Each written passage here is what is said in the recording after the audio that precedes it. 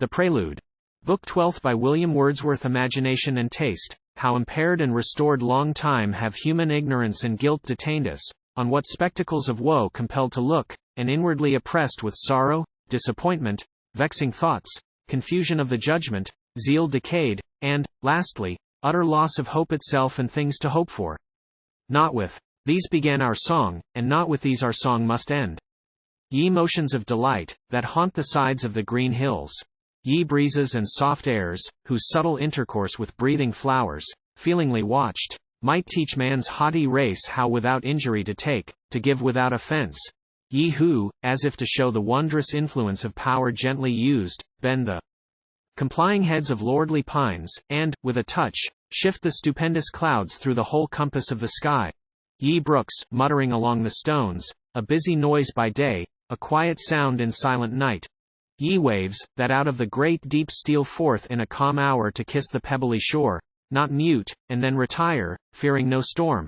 And you, ye groves, whose ministry it is to interpose the covert of your shades, even as asleep, between the heart of man and outward troubles, between man himself, not seldom, and his own uneasy heart. Oh, that I had a music and a voice harmonious as your own, that I might tell what ye have done for me. The morning shines, nor heedeth man's perverseness.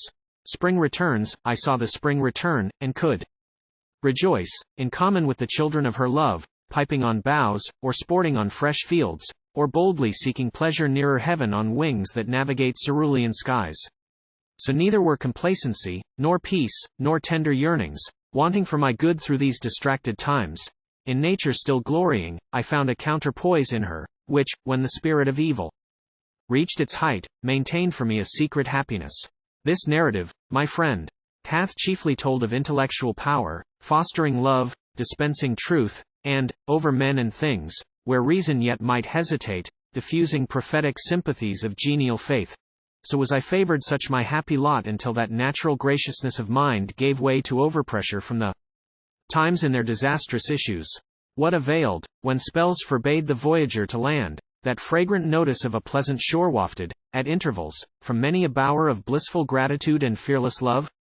Dare I avow that wish was mine to see, and hope that future times would surely see the man to come, parted, as by a gulf, from him who had been, that I could know more, trust the elevation which had made me one with the great family that still survives to illuminate the abyss of ages past, sage, warrior, patriot, hero. For it seemed that their best virtues were not free from taint of something false and weak, that could not stand the open eye of reason. Then I said, go to the poets, they will speak to thee more perfectly of purer creatures.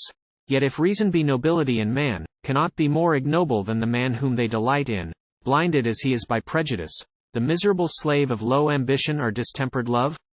In such strange passion, if I may once more review the past, I ward against myself a bigot to a new idolatry like a cowled monk who hath forsworn the world, zealously labored to cut off my heart from all the sources of her former strength, and as, by simple waving of a wand, the wizard instantaneously dissolves palace or grove, even so could I unsoul as readily by syllogistic words those mysteries of being which have made, and shall continue evermore to make, of the whole human race one brotherhood. What wonder, then, if, to a mind so far perverted, even the visible universe fell under the dominion of a taste less spiritual, with microscopic view was scanned, as I had scanned the moral world? O soul of nature, excellent and fair, that didst rejoice with me, with whom I, too, rejoiced through early youth, before the winds and roaring waters, and in lights and shades that marched and countermarched about the hills in glorious apparition, powers on whom I daily waited, now all eye and now all ear, but never long without the heart employed, and man's unfolding intellect. O soul of nature, that, by laws divine sustained and governed, still dost overflow with an impassioned life, what feeble ones walk on this earth? How feeble have I been when thou wert in thy strength? Nor this through stroke of human suffering, such as justifies remissness and inaptitude of mind, but through presumption, even in pleasure pleased unworthily, disliking here, and there liking, by rules of mimic art transferred to things above all art. But more, for this, although a strong infection of the age, was never much my habit, giving way to a comparison of scene with scene, bent overmuch on superficial things, pampering myself with meager novelties of color and proportion, to the moods of time and season, to the moral power, the affections and the spirit of the place, insensible. Nor only did the love of sitting thus in judgment interrupt my deeper feelings, but another cause, more subtle and less easily explained, that almost seems inherent in the creature, a twofold frame of body and of mind. I speak in recollection of a time when the bodily eye, in every stage of life the most despotic of our senses, gained such strength in me, as often held my mind in absolute dominion. Gladly here, entering upon abstruser argument, could I endeavor to unfold the means which nature studiously employs to thwart this tyranny, summons all the senses each to counteract the other, and themselves, and makes them all, and the objects with which all are conversant, subservient in their turn to the great ends of liberty and power. But leave we this. Enough that my delights, such as they were sought insatiably. Vivid the transport, vivid though not profound, I roamed from hill to hill, from rock to rock, still craving combinations of new forms, new pleasure, wider empire for the sight, proud of her own endowments, and rejoiced to lay the inner faculties asleep. Amid the turns and counterturns, the strife and various trials of our complex being, as we grow up, such thraldom of that sense seems hard to shun. And yet I knew a maid, a young enthusiast, who escaped these bonds. Her eye was not the mistress of her heart. Far less did rules prescribed by passive taste, or barren intermeddling subtleties, perplex her mind. But, wise as women are when genial circumstance hath favored them, she welcomed what was given, and craved no more. Whate'er the scene presented to her view that was the best, to that she was attuned by her benign simplicity of life, and through a perfect happiness of soul, whose variegated feelings were in this sisters, that they were each some new delight. Birds in the bower, and lambs in the green field, could they have known her, would have loved. Methought her very presence such a sweetness breathed, that flowers, and trees, and even the silent hills, and everything she looked on, should have had an intimation how she bore herself towards them and to all creatures. God delights in such a being, for her common thoughts are piety, her life is gratitude.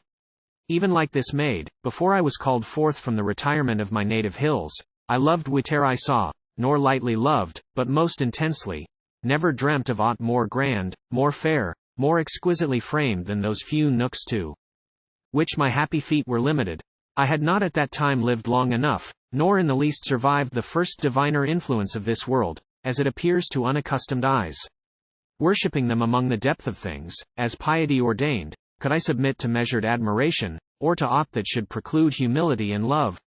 I felt, observed, and pondered, did not judge, yea, never thought of judging, with the gift of all this glory filled and satisfied. And afterwards, when through the gorgeous Alps roaming, I carried with me the same heart. In truth, the degradation, howsoe'er induced, effect, in whatsoe'er degree, of custom that prepares a partial scale in which the little oft outweighs the great, or any other cause that hath been named, or lastly, aggravated by the times and their impassioned sounds, which well might make the milder minstrelsies of rural scenes inaudible, was transient. I had known too forcibly, too early in my life, visitings of imaginative power for this to last. I shook the habit off entirely and forever, and again in nature's presence stood, as now I stand, a sensitive being, a creative soul. There are in our existence spots of time, that with distinct preeminence retain a renovating virtue, whence depressed by false opinion and contentious thought, or aught of heavier or more deadly weight, in trivial occupations, and the round of ordinary intercourse, our minds are nourished and invisibly repaired. A virtue, by which pleasure is enhanced, that penetrates, enables us to mount, when high, more high, and lifts us up when fallen. This efficacious spirit chiefly lurks among those passages of life that give profoundest knowledge to what point, and how, the mind is lord and master, outward sense the obedient servant of her will. Such moments are scattered everywhere, taking their date from our first childhood. I remember, well, that once, while yet my inexperienced hand could scarcely hold a bridle, with proud hopes I mounted, and we journeyed towards the hills. An ancient servant of my father's house was with me, my encourager and guide. We had not traveled long, ere some mischance disjoined me from my comrade. And, through fear dismounting, down the rough and stony moor I led my horse, and, stumbling on, at length came to a bottom, where in former times a murderer had been hung in iron chains. The gibbet mast had mouldered down, the bones and iron case were gone. But on the turf, hard by, soon after that fell deed was wrought, some unknown hand had carved the murderer's name. The monumental letters were inscribed in times long past, but still, from year to year by superstition of the neighborhood, the grass is cleared away, and to this hour the characters are fresh and visible. A casual glance had shown them, and I fled, faltering and faint, and ignorant of the road. Then, reascending the bare common, saw a naked pool that lay beneath the hills, the beacon on the summit, and, more near, a girl, who bore a pitcher on her head, and seemed with difficult steps to force her way against the blowing wind.